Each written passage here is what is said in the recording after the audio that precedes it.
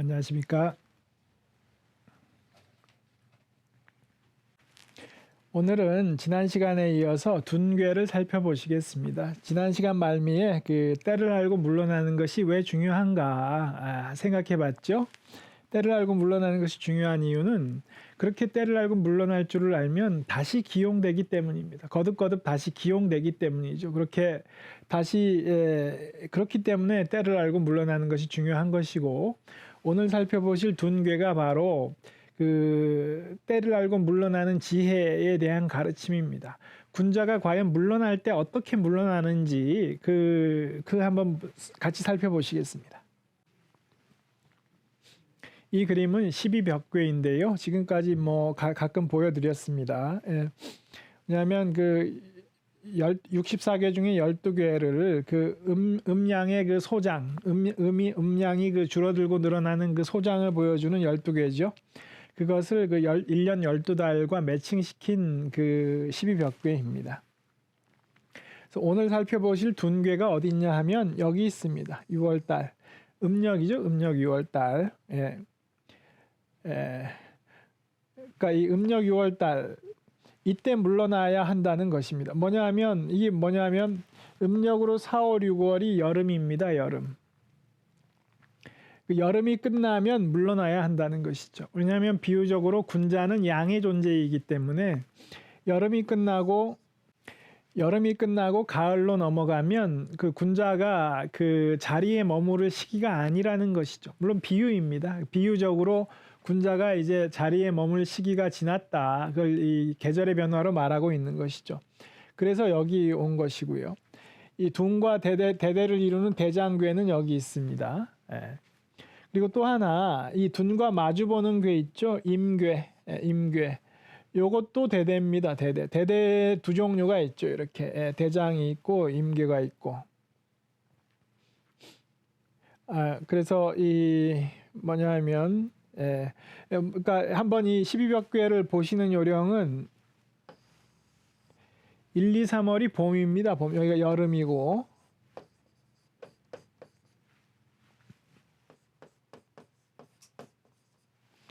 봄이죠. 1, 2, 3월. 그래서 오늘 이 방송을 찍고 있는 오늘 기준으로 지금 겨울인데, 지난주 수요일이 대한이었습니다. 대한. 그리고 다음 주 수요일이 입춘입니다. 입춘. 다음 주 수요일부터 봄이죠. 봄.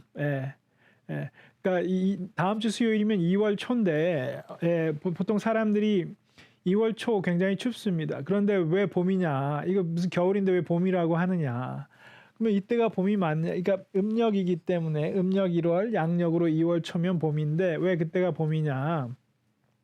한번 보시면 이때 봄의 시작으로 잡지 않으면 이 순환이 맞지 않는다는 것을 알 수 있습니다. 왜냐하면 이게 좀 설명드리기가 좀 쉽지 않네요. 그러니까 쉽게 말하면 이 다음 주 2월 초가 봄인데 왜 봄이냐? 그걸 봄으로 잡고 이 파종을 하지 않으면 농사 망칩니다. 농사 짓는 분들 잘 아실 겁니다. 농사 짓는 분들은 정말 그때가 봄이라는 걸 압니다. 아직 추워서 봄이 아니겠지 하다 보면 늦습니다. 나중에 파종 시기를 놓치는 거죠. 그래서 그러니까 6월이면 양력으로 7월인데 한참 무더울 때인데 이때 물러나야 한다는 것이죠. 이게 시사하는 점이 있습니다. 사람들이 왜 물러날 시기를 자꾸 놓치느냐. 실제로 물러나야 할 시기에 도저히 물러날 시기라고 잘 안 느껴집니다. 지금 나 전성기인데 왜 내가 물러나야 돼? 내가 지금까지 다 잘해왔는데 왜 물러나야 돼? 이렇게 생각하기 쉽습니다. 그런데 사실은 그때 물러나야 한다는 것이죠. 그래야 박수 받으면서 아름답게 물러날 수 있습니다. 그런데 사람이 그때 욕심을 내려놓고 물러나기가 쉽지 않습니다. 그래서 때를 놓치는 거거든요. 그런 모습을 한번 보시겠습니다. 이건 뭐냐 하면 오늘 살펴보실 둔인데 지금 주역은 이 대장괴와 대대로 묶어놨죠. 33, 34. 근데 이게 대대인데 이쪽도 대대입니다. 대대. 뭐냐 하면 이쪽과 이쪽 대대는 위아래를 뒤집어 놨죠. 이게 도전괴라는 것입니다. 뒤집어 놨다는 뜻입니다. 위아래를 뒤집어 놔서 대대입니다. 근데 이쪽과 이쪽은 음양효가 각각 바뀌었죠. 예. 이런 경우가 배합괴로 대대입니다. 이쪽도 대대입니다. 그래서 이 대대는 사실은 삼자대대입니다. 삼자대대.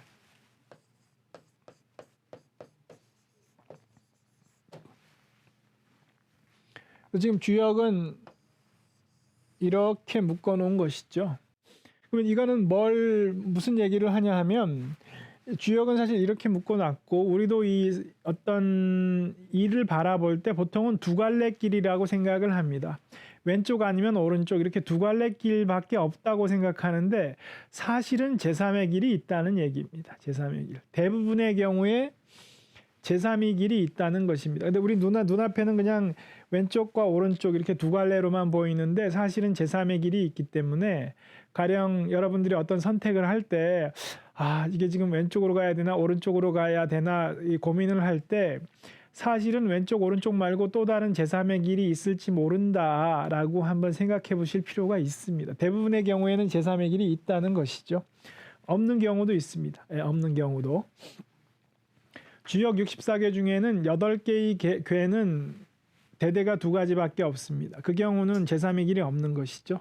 8개를 제외한 나머지 길들은 모두 제3의 길이 있습니다. 그러니까 우리가 인생사에서 부딪히는 선택의 순간에 이 제3의 길이 없는 경우도 소수 있지만, 대부분의 경우에는 제3의 길이 있으니까 너무 이 사고를 경직되게 할 필요는 없다. 사고의 유연성을 기를 필요가 있다.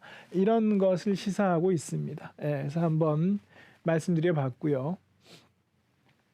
그 다음에 둔괴에서 주목하실 점은 음효가 2개고 양효가 4개라는 것입니다. 군자는 양의 존재죠.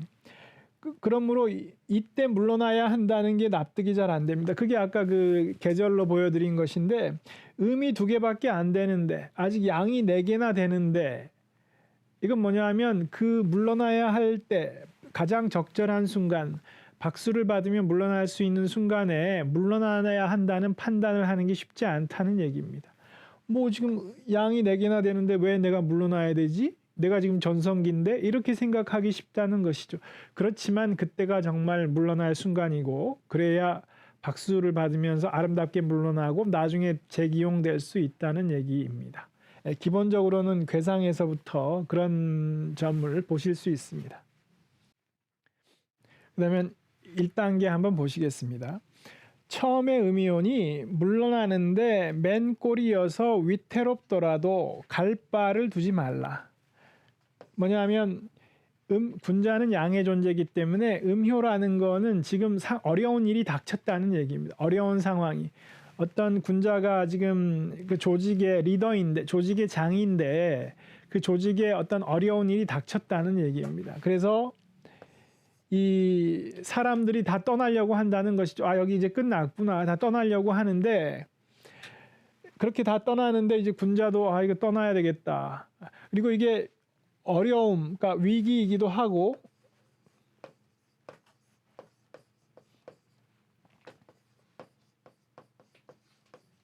불이죠, 불이. 이 군자가 양의 존재이기 때문에 상징적으로 음이라는 것은 어떤 어려움이 닥쳤다는 것이고, 그 어려움이 불이 옳지 않음 때문에 빚어진 일이라는 것이죠. 그래서 사람들이 너나 없이 다 여기 끝났다. 여기 있으면 내 못 볼 것만 보겠구나. 다 떠난다는 것이죠. 근데 군자는 쉽게 떠나지 않는다는 얘기입니다. 왜냐하면 지금이 하경의 세상에 있다는 것을 생각하셔야 됩니다.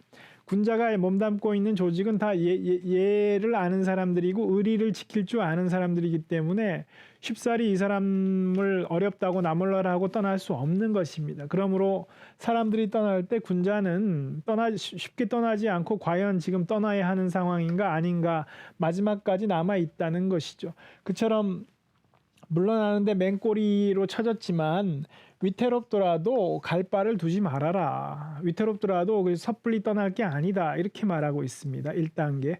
조직에 어떤 어려움이 닥쳤습니다. 그때 군자가 어떻게 행동하는가 나오죠. 그럼 2단계. 다시 한번 위기가 닥치죠. 위기가 다시 한번 연속으로 됐다는 건 위기가 점점 심화되고 있다는 것이죠. 그러면 그렇게 2단계에서 어떤 일이 일어나는가. 음이 두 번째에 또 오니 이 말은 뭐냐면 위기가 점점점 심해지니 이 말과 같습니다. 음이 두 번째 왔다는 거 상징이죠, 상징. 황소의 가죽끈으로서 붙잡아 매는 상이라 벗어나지 못한다. 이렇게 말하고 있습니다. 황소, 황후죠, 황후.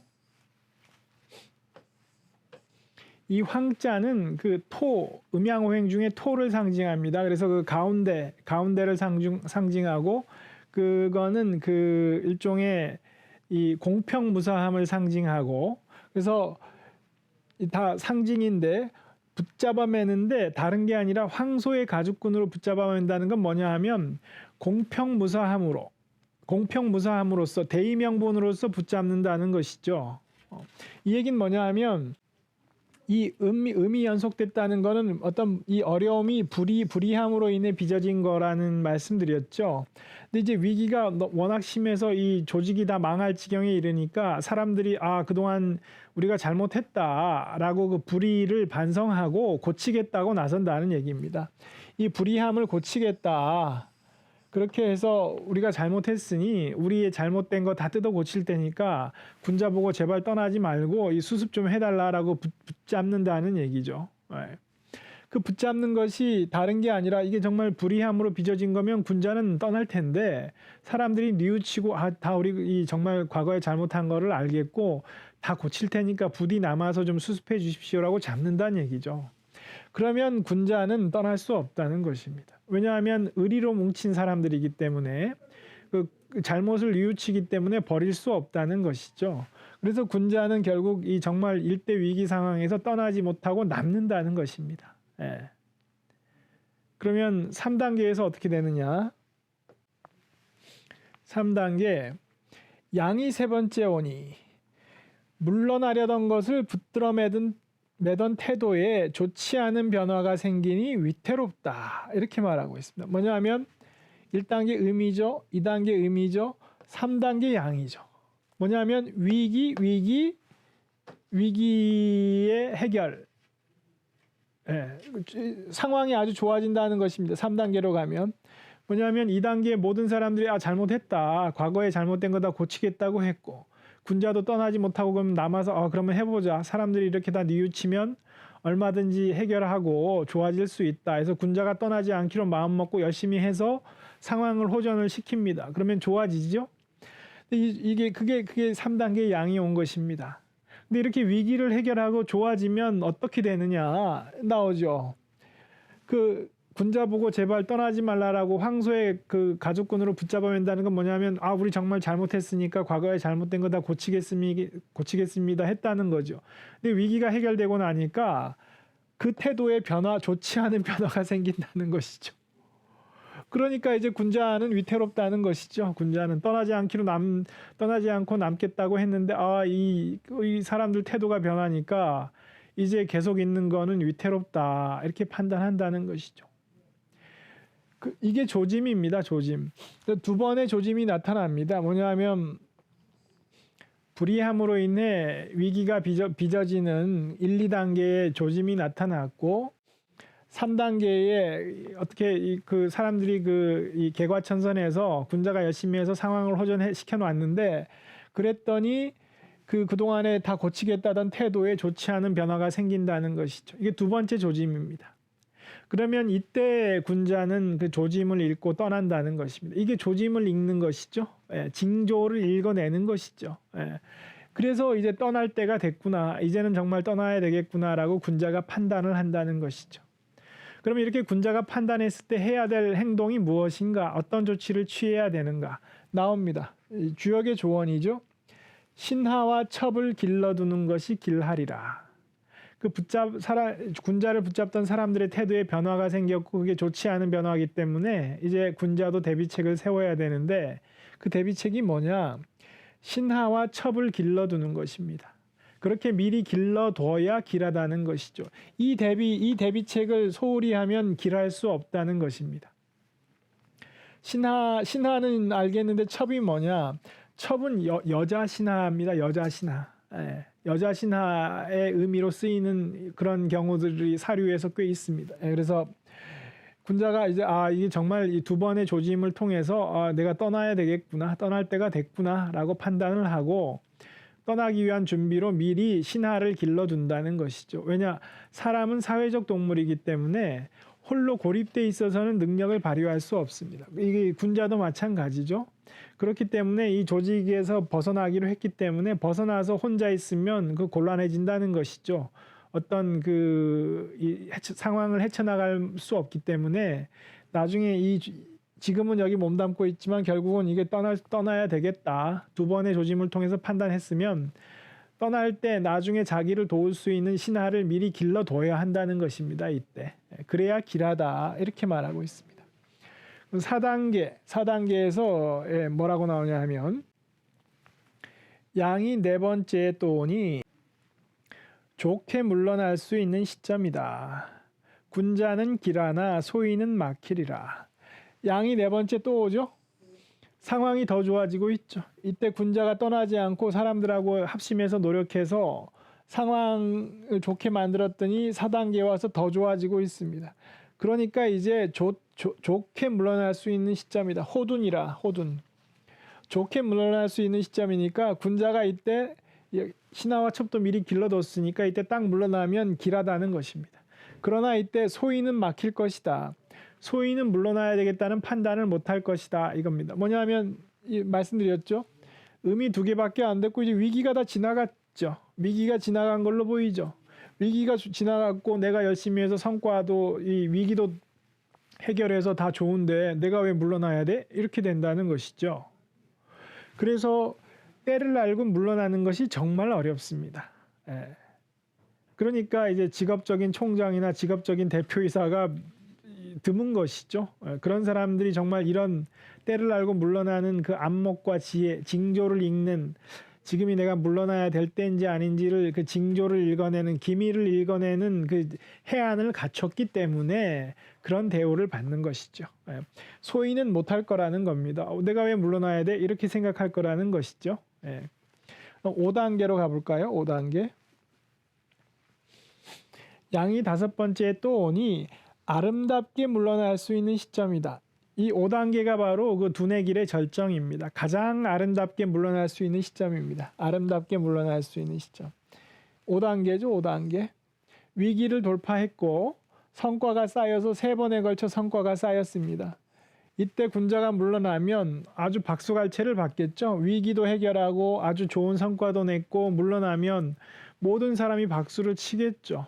그리고 어떤 사람, 저 사람 왜 바보같이 물러나지? 그리고 저 자리 내가 차지할 수 있으니까 좋아서 더 열심히 박수 칠 테고 다만 이 조직이 금방 망가질 거라는 걸 이 사람은 모르는 거죠. 그래서 이때 물러나면 군자는 가장 아름답게 물러날 수 있다는 것이죠. 군자가 왜 이때 물러나냐? 말씀드렸죠. 2번에 걸쳐서 그 조짐을 읽었기 때문에 이때 한 번, 이때 자기를 잡는 사람들의 태도에 좋지 않은 변화가 생기는 것을 보고 이 조직은 글렀다 라는 걸 보기 때문에 이때 물러난다는 것이죠. 이때 물러나면 이게 절정입니다. 가둔. 아름답게 물러날 수 있다는 것, 사람들한테 박수갈채 받으면서 떠날 수 있다는 것이죠. 그 다음에 6단계. 극상의 자리에까지 양이 왔으니 투박하게 물러나는 시점이다. 분리할 것은 없다. 이때 물러나면 가장 좋은데 이때 물러나더라도 뭐 분리할 것은 없다. 다만 이때 물러나는 거는 좀 투박하고 아름답지는 못하다. 최적의 타이밍은 놓친 것이다. 왜냐? 이 직후에 망할 거니까 조직이. 이해되시나요? 이때 물러나면 그 망하기 전에 빠져나온 건 있지만 이 사람 나오자마자 망하면 저 사람 나가자마자 망했다. 그건 뭐 이 사람이 뭔가 잘못했으니까 망하지 않았을까 뭐 기타 등등 여러 가지 생각해 볼 수 있겠죠. 이건 뭐 여러 가지로 상상해 볼 수 있다는 겁니다. 왜냐하면 주역은 아주 이 추상적으로 이 정수만 남아 있기 때문에 구체적인 상황들은 많이 비어 있는데 그건 우리 상상으로 얼마든지 채울 수 있다는 것이죠. 그렇기 때문에 이때가 최적의 타이밍이 아니고 이때가 최적의 타이밍이라는 것입니다. 가장 아름답게 물러날 수 있는 시점. 괴사합니다. 두는 형통함이 작다. 이로운 것은 정하는 것이다. 둔이 형통함이 작은 것은 뭐 결국 물러나는 길이기 때문에 기존에서 내가 발을 빼고 물러나야 하는 길이기 때문에 형통하다고 할 수는 없겠죠. 그리고 이로운 것은 정하는 것이다. 뭐냐하면 물러나야 된다고 판단했을 때 물러나는 게 쉽지 않기 때문에 두 번에 걸쳐 기미를 읽었으면 절대 흔들리지 말고 마음 흔들려서 그냥 이대로 눌러 앉아도 좀 잘 되지 않을까 이런 생각하지 말고 기미를 읽었으면 물러날 때 있다는 판단으로 물러나라는 얘기입니다. 그 말을 하는 것이죠. 예.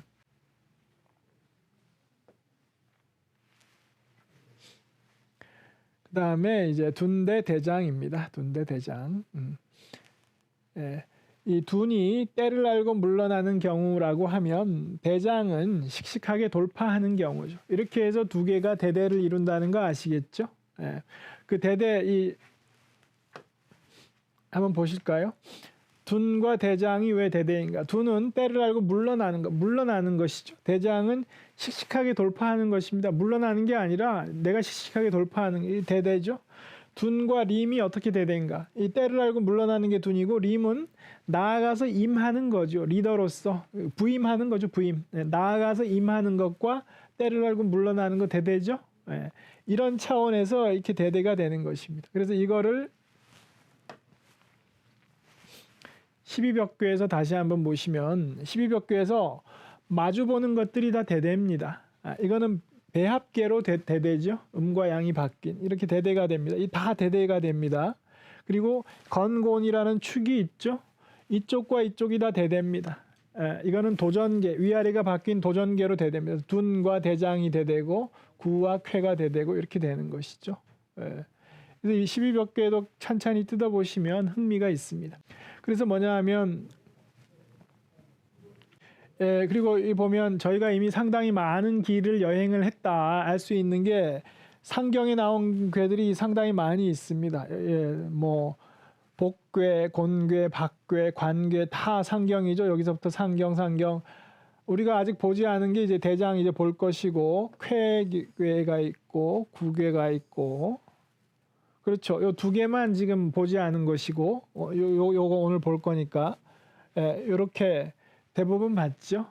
이미 봤기 때문에 이미 본 궤를 이 12벽궤에 놓고 과연 이게 말이 되는가 뭐 이렇게 대대가 맞나 이렇게 대대가 맞나 이렇게 한번 살펴보시는 것도 흥미가 있으실 것 같습니다.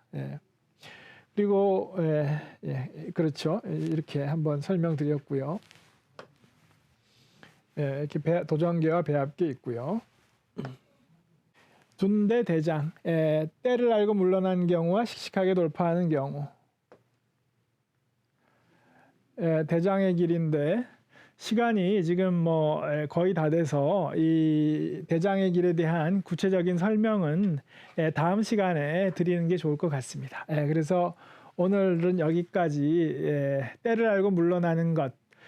종합해서 말씀드리면 일단 때를 알고 물러나는 것은 일단 쉽지 않다는 것입니다. 궤상으로부터도 알 수 있는데 음효가 2개밖에 안 되고 양효가 4개일 때 물러나야 합니다.